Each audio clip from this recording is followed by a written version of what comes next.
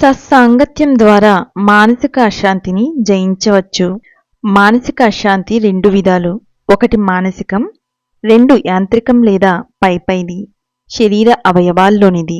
సామాన్యంగా వచ్చే మానసిక అశాంతి మానసిక ఉద్రేకం వల్ల వస్తుంది.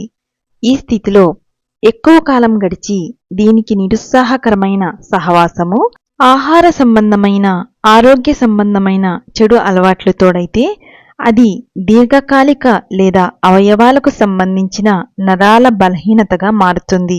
తేలికగా అరిగే సమతుల్యమైన ఆహారం మితంగా తినాలి. క్రమం తప్పకుండా వ్యాయామం చేయాలి. అతి నిద్ర నరాలకు మత్తును కలిగిస్తుంది. నిద్రలేమి హాని చేస్తుంది. కానీ అన్నింటికంటే ముఖ్యమైనది సహచరులను ఎంచుకోవడం.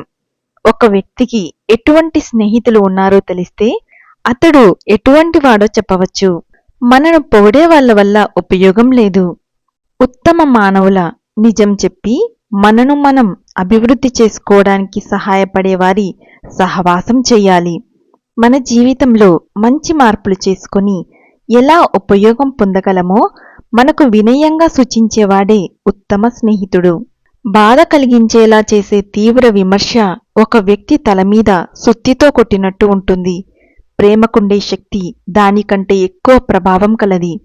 ప్రేమతోనూ అవగాహనతోనూ చేసిన మంచి సూచనలు అద్భుతంగా పనిచేస్తాయి.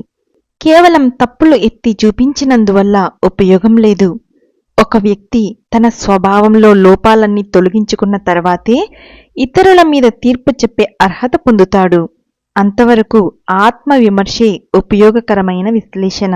శాంత స్వభావులు, వివేకవంతులు అయిన వారితో సహవాసం మానసిక అశాంతిని తొలగించుకొని మనలో ఉన్న దివ్యత్వాన్ని గ్రహించడానికి దగ్గరితోవ.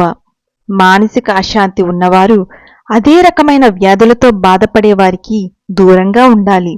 Thank you.